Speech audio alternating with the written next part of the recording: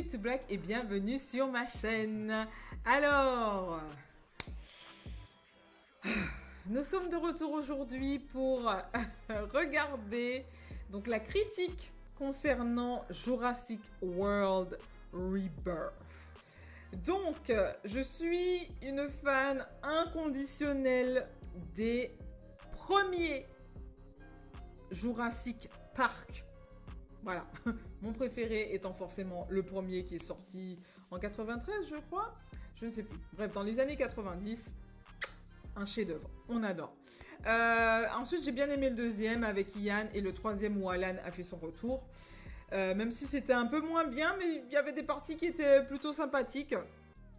Donc j'ai adoré. Ensuite, il y a eu Jurassic World avec Chris Pratt. Donc miraculeusement, j'ai quand même bien aimé le premier Jurassic World.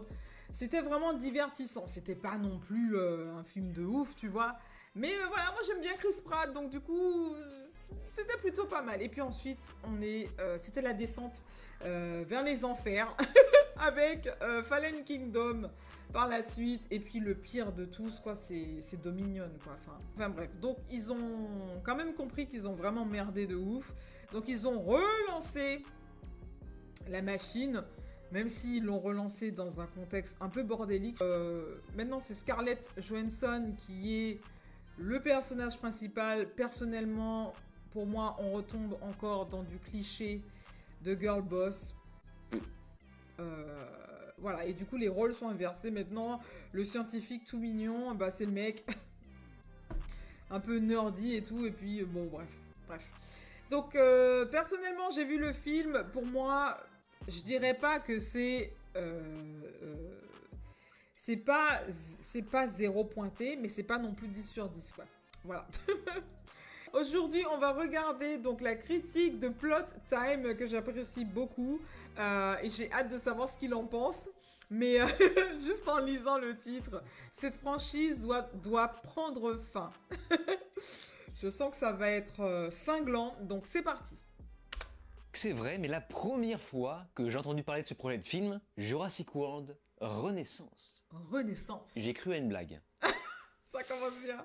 Aujourd'hui, nous allons voir si ce dernier en est vraiment une.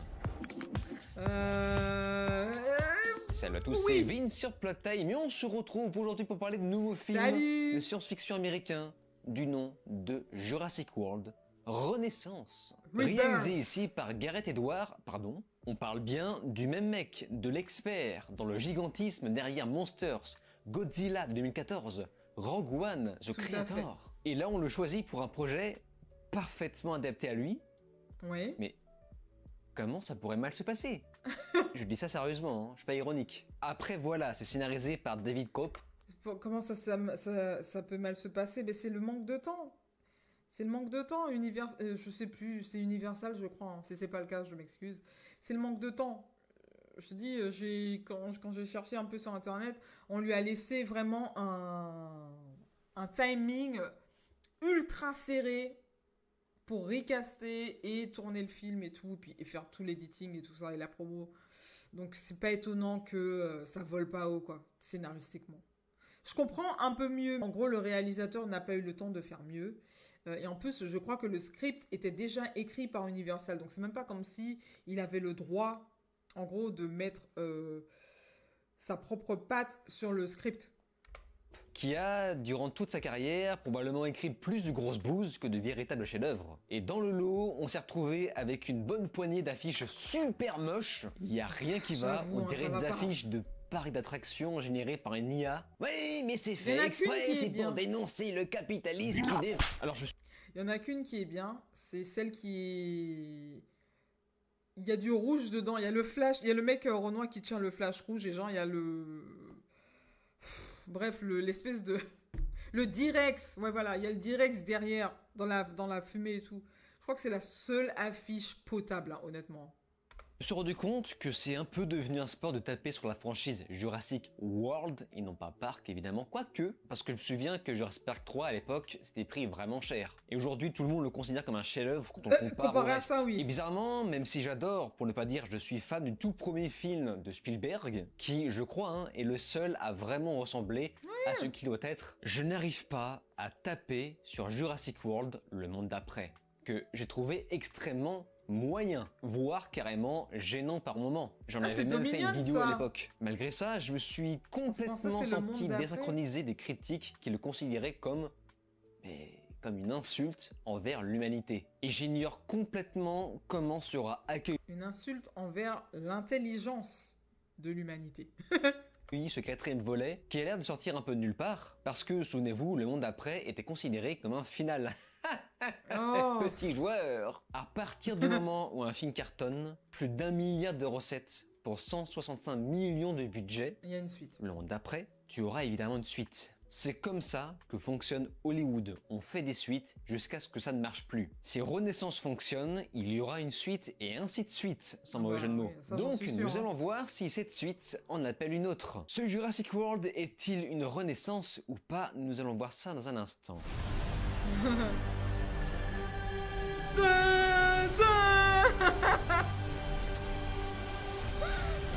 5 ans après les événements de Jurassic World, le monde d'après, la Terre est devenue un environnement difficile pour la majorité des dinosaures.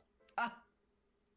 C'est moi, on s'en fout. Je veux dire, c'est plutôt une bonne nouvelle après tout le bordel que ça avait mis dans le film précédent. Ceux qui ont survécu se sont réfugiés dans des zones équatoriales isolées où les conditions rappellent leur époque d'origine. Pour la faire courte, c'est comme si la nature avait voté Zemmour version dino. Parmi eux, 3 dinosaures exceptionnels pourraient détenir le secret d'un remède mystérieux capable de bouleverser. Alors, petite pause. Je suis désolée, mais en même temps, à ce stade, il n'y avait pas d'autre choix que de rebooter le tout, en gros, de la série, le plot. En fait, il fallait faire une table rase de tous les précédents épisodes, parce que moi, je n'ai pas compris à quel moment ils ont pensé que c'était une bonne idée dans le scénario que relâcher les dinosaures dans la nature, c'était le mieux à faire pour l'humanité. C'était complètement stupide. Et gens, on veut nous faire croire que les humains vivaient en harmonie avec les dinosaures. Mais c'est n'importe quoi. Non, mais c'est n'importe quoi. Putain, j'ai senti... Et franchement, je te jure que quand je suis allée voir ce film au cinéma, j'avais tellement la rage. J'avais envie de me faire rembourser. Bouleverser l'avenir de l'humanité. Le film démarre sur un placement de produit Snickers qui sera littéralement utilisé comme élément perturbateur pour faire péter un labo. Rappelez-moi qui a écrit ce film déjà? Je veux dire, les scientifiques sont nuls à ce point pour ne pas savoir qu'un papier de placement de produit est capable de faire péter un labo. Il faut revoir toute la sécurité et le scénario aussi. Je tiens à remercier personnellement le monteur qui a pris cette décision indispensable de nous coller un panneau au début pour nous rappeler le contexte, tellement que je ne comprends plus rien à ce qu'il cherche à nous raconter avec cette franchise. Est-ce qu'on est sur un film de dinosaures, un film post-apo, les deux, je comprends plus rien en fait. Alors certes, ce n'est pas aussi dramatique que le cas de Star Wars, mais vraiment, tu sens qu'ils ont épuisé le filon jusqu'à la racine. Car de ce que j'ai vu, le concept n'est finalement qu'une sorte de réédite du monde perdu, mais sans la patte Spielberg qui va avec. Ce qui fait que 30 bonnes minutes plus tard,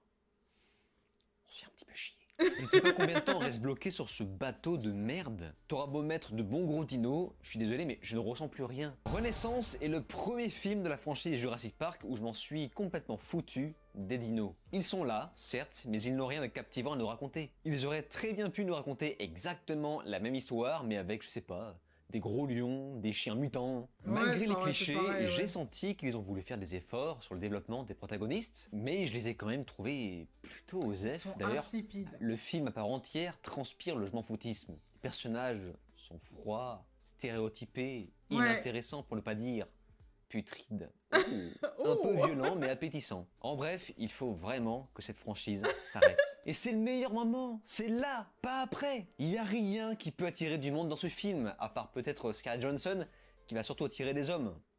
Loul. Pardon. Scarlett Johansson qui a quand même, il faut le dire, de très gros, pour ne pas dire d'énormes talents d'actrice. Et plus je la vois, plus je trouve que c'est du gâchis de la voir dans les blockbusters dans ce genre. Avant d'arriver sur l'île, Oui. les héros vont croiser purement par hasard une famille qui va finalement les accompagner durant le reste de l'histoire. D'ailleurs, c'est marrant. C'est juste que dans le rôle, dans le rôle du mercenaire, ça va pas, ça va pas, ça va pas. Ça va pas, la meuf. Moi, je veux bien que tu sois stoïque, mais à un moment donné, elle est stoïque. En fait, la meuf, elle a deux personnalités. Soit à un moment donné, elle veut faire la meuf je m'en foutiste, soit à un moment donné, elle veut faire la meuf qui en a quelque chose à foutre. Donc c'est un peu, on n'arrive pas trop à cerner. Et puis, enfin, on dirait qu'elle a la flemme d'être là, quoi. Franchement, en termes de jeu d'acteur, elle s'est pas fatiguée. Elle s'est vraiment pas fatiguée. C'est comme si demain tu me dis que dans la momie, hein. Rick et Evie inversent leur rôle, quoi. Genre, Evie devient la mercenaire badass comme Rick, et du coup, Rick devient le mec qui travaille il devient bibliothécaire, quoi. C'est pas possible. C'est pas logique. Parce que on nous parle d'une sorte de conséquence. Le fait de ramasser la famille va provoquer une conséquence dans leur aventure. Pas du tout. C'est tellement, je suis désolé, c'est tellement mal écrit. Ça n'a aucune conséquence. En tout cas, dans leur mission à eux, ils vont se séparer et point barre. Je vais pas commenter. Je vais pas commenter. Je pense que cette famille a été ajoutée à la dernière minute. Elle sert à rien. Parce qu'il était mentionné dans le cahier des charges, film familial. Voilà, film d'aventure un petit peu familial. Donc voilà, on doit... Familial, et parce qu'il y a cette espèce de tradition malsaine où j'en ai marre. J'en ai marre de cette tradition où ils mettent des enfants dans chaque Jurassic Park / World film, quoi. J'en ai marre qu'à chaque fois, il y a des gosses. Ils se retrouvent là et ils mettent tout le monde en danger. Et du coup, il faut les sauver. On ne sait pas pourquoi. On ne sait pas pourquoi. Et puis en plus, ils ont un plot armor, mais de ouf. Où tu sais qu'il n'y a rien qui va leur arriver. Tu vois ce que je veux dire? Le problème, c'est qu'ils ont... Depuis la prestation de Lex et Tim, donc du premier film, ils n'ont jamais réussi à refaire une prestation du même niveau. Ce n'est pas possible. Enfin, Lex et Tim, ils étaient bien dans le premier film. Mais non, c'est bon, on n'a pas besoin d'avoir des gosses à chaque sauce. Ça suffit, en fait. Et en plus, cette famille, je suis désolée, mais ça fait vraiment... Bon, on est là parce que il fallait montrer que... je suis désolée, c'est pour la touche diversité, parce que sinon, il y a aucune raison. Tu vois, je suis désolée, ça fait un peu woke, tout ça. T'as la famille... je crois qu'ils sont mexicains. T'as le Renoir. T'as la meuf, du coup, mercenaire, à la place du gars mercenaire. Et t'as le mec un peu nerdy. T'as le scientifique, hein, le paléontologue, qui, lui, il est intelligent, mais il est un petit peu timide, il est un petit peu rat de bibliothèque. C'est ridicule. Ils ont tout inversé. Et moi, ça me fatigue. En fait, ça me fatigue. Ça me fatigue. Ça me fatigue. doit avoir une sorte de famille avec des enfants. Et wow, la tristesse du bousin tellement qu'ils sont inintéressants. On voit un daron avec ses filles, puis un jeune homme qui sort avec l'une des filles. Et dans la réalité, ce mec, tu le fracasses en deux. Je suis désolé. Si t'es un vrai daron, tu le fracasses en deux. Du moins, c'est ce qu'on aurait dû voir si les personnages avaient un petit peu plus de caractère, d'âme et de personnalité. Ça m'impressionne de voir à quel point une réal correcte ne remplace pas un scénario et des dialogues aussi creux. Il y a plein de petits détails qui n'ont aucun sens. Il y a une scène où on voit le daron avec ses deux filles qui dorment à côté, donc elles ont la tête posée sur ses épaules. Ok. Le daron hurle pour parler au mec juste en face. Il hurle, mais ça n'a aucun sens. Il y a plein de trucs comme ça. On voit une scène où t'as un mec qui s'assoit, il lève sa tête, il voit quoi? Il voit un avion gigantesque suspendu à un arbre, avec un cadavre suspendu à l'avion, avec un flingue suspendu au cadavre. Et le mec n'a pas vu ça avant. Il s'assoit, il est là. Oh, bah c'était là, tiens. Il y a une scène où un T-Rex poursuit des gens sur un bateau gonflable de sauvetage. Il renverse ce bateau gonflable. Cette scène, mais j'avais tellement envie de m'arracher. J'avais envie de m'arracher les yeux. J'avais envie de m'arracher les yeux. Comment ils ont traité le T-Rex dans ce film. Rexy. Parce que, bon, c'est peut-être pas Rexy, hein. Je pense que Rexy était que dans le premier film, je sais pas. Mais vu ça, la façon dont ils ont traité le T-Rex, qui est quand même un ennemi emblématique du monde des Jurassic Park, World, que tu puisses l'introduire d'une façon tellement pourrie, le traiter d'une façon tellement minable. Franchement, ça a été vraiment la cerise qui a fait la cerise sur le gâteau, quoi. C'est ce que je veux dire. Les raptors, on les voit pratiquement pas. À la place, ils ont mis une espèce d'hybride d'oiseaux et de raptors nul à chier. Enfin, c'était une daube, une daube. Gonflable et le T-Rex se casse. Et c'est plein de petits détails comme ça, c'est trop bizarre. Avec toujours ce même bateau gonflable qui va se mettre par exemple à bondir sur l'eau. Le T-Rex juste derrière se fait cacher par le bateau retombe, le T-Rex disparaît. Donc on a un T-Rex ninja. Et c'est rempli de petits détails super bizarres comme pénible. ça. Où tout le monde a l'air d'en avoir rien à foutre d'être là. Avec une petite touche d'humour qui aurait pu être ok si tout le reste de l'écriture suivait. Si tout était en parfaite harmonie. Mais en tout cas oui, effectivement, c'est plutôt bien réalisé, c'est sensationnel. C'est du Gareth Edwards tout craché, du bon travail. Le sentiment vertigineux fonctionne très bien. On n'arrive pas vraiment à savoir qui va se faire croquer en premier, quoique il suffit de voir qui est le personnage le plus cliché et c'est plié. On sait très bien en vérité qui va crever, qui va rester, on ne sait juste pas l'ordre. Le problème c'est qu'on se croirait trop dans une sorte de parc d'attractions. Tout le film n'est qu'un prétexte à la publicité, que ce soit la bande-annonce. Enfin, on a pensé à plein de trucs dans les plans pour que ça fasse joli dans la bande-annonce, et tout a été pensé également pour le placement de produit. Et je suis convaincu que cette fameuse station-service n'est apparue que parce qu'ils avaient besoin d'ajouter des placements de produits pour les chips Lay's. L'image, quant à elle, est plutôt élégante, on pensera aussi aux effets spéciaux, qui sont quasiment sans faute, mais est-ce que ça peut encore être considéré comme une qualité aujourd'hui? Non. Vous avez 4 heures. Après, ce qui pêche selon moi, c'est plus le design des dinosaures. Il y en a certains qui sont vraiment très beaux, d'autres qui sont plutôt dégueulasses en termes de design pur. Putain, le T-Rex, c'est sûrement le pire design de dinosaure que j'ai pu voir, quoi. C'est pas possible. Le mec, il a vu Alien, il s'est dit, ok, je pense que c'est un truc qui a été généré par intelligence artificielle, parce que c'est pas possible. Le mec, il est allé sur Grok sur Twitter, il a dit, vas-y, fais-moi un mix, un hybride entre un T-Rex et un xénomorphe, un alien, avec une petite touche de raptor. Et voilà, quoi. Mais c'est dégueulasse. Ça fait comment dire, c'est paresseux, tu vois. Ça fait vraiment, c'est lazy, quoi. Ça va pas.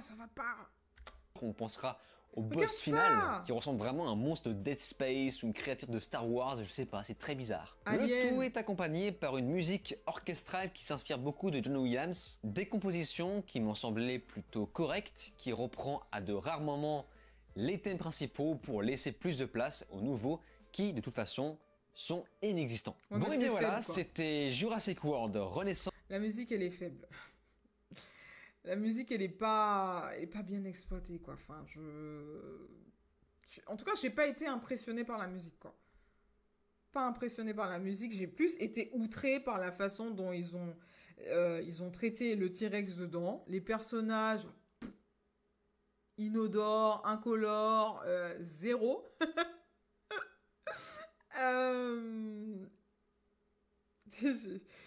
À un moment donné, si tu veux, il y a le Renoir qui fait potentiellement un sacrifice pour pouvoir sauver la petite. Mais au final, le sacrifice, il sert à rien parce que le mec, tu crois qu'il crève de façon héroïque, mais non, il va survivre. Enfin, il y a plein de petits détails bêtes comme ça, puis après, ils repartent, en fait. Ils repartent. Si vous voulez mon avis, je pense que le film aurait dû se renommer Jurassic World Funérailles. Ça a beau être plus beau et mieux réalisé que le monde d'après, c'est quand même moins intéressant à suivre. L'aspect aventure est stérile et les personnages sont complètement transparents. Je ne comprends vraiment pas ce qui peut encore marcher avec cette franchise. Et j'ai besoin de savoir. C'est les dinosaures. C'est les dinosaures. Voilà, nous on vient juste pour voir... Mais on veut voir justement les dinosaures, on vient pour voir le T-Rex. C'est ça qu'on veut. Si Renaissance sera la suite de Trou ou pas. Est-ce que cette suite sera celle qui donnera enfin le coup de grâce au box-office? J'ai besoin de savoir. Non. Est-ce que ça vraiment, ça va vendre? Ça va faire péter le milliard? Oui. Vraiment? Je veux savoir qu'est-ce qui marche en fait là-dedans. Pourquoi ça marche? Pourquoi les gens se déplacent pour voir ça? J'ai pris aucun plaisir à voir ce truc. Voilà. Alors attention, c'était pas nul. Voilà, ne me fais pas dire ce que j'ai pas dit. Non. C'était pas nul du tout même. C'était au contraire honorable sur la forme, mais alors sur le fond, zéro. Ça frôle la catastrophe. C'est donc pour moi un film extrêmement moyen. Mais après, vous, de votre côté, qu'est-ce que vous en avez pensé? Évidemment, les commentaires sont à votre disposition pour me faire part de vos avis, j'y porterai attention. J'ai perdu espoir là, à moins que Spielberg reprenne le contrôle du navire. Voilà, préparez-vous à au moins recevoir au moins 2-3 films avec Scarlett Johansson. Mais en tout cas, voilà, je pense qu'il n'y a que les mecs qui étaient forcément contents. Mais en tout cas, pour moi, rien. Zéro. Bon, écoutez, c'était la vidéo de Plot Time. Donc, n'hésitez pas à aller sur sa chaîne.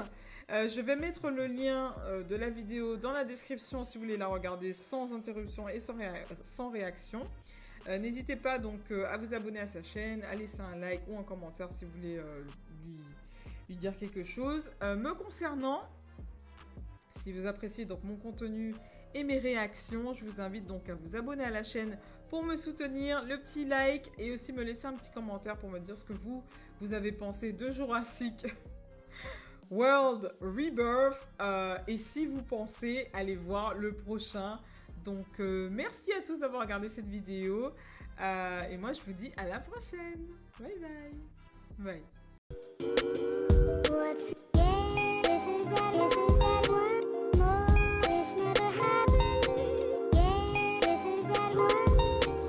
Cryptid.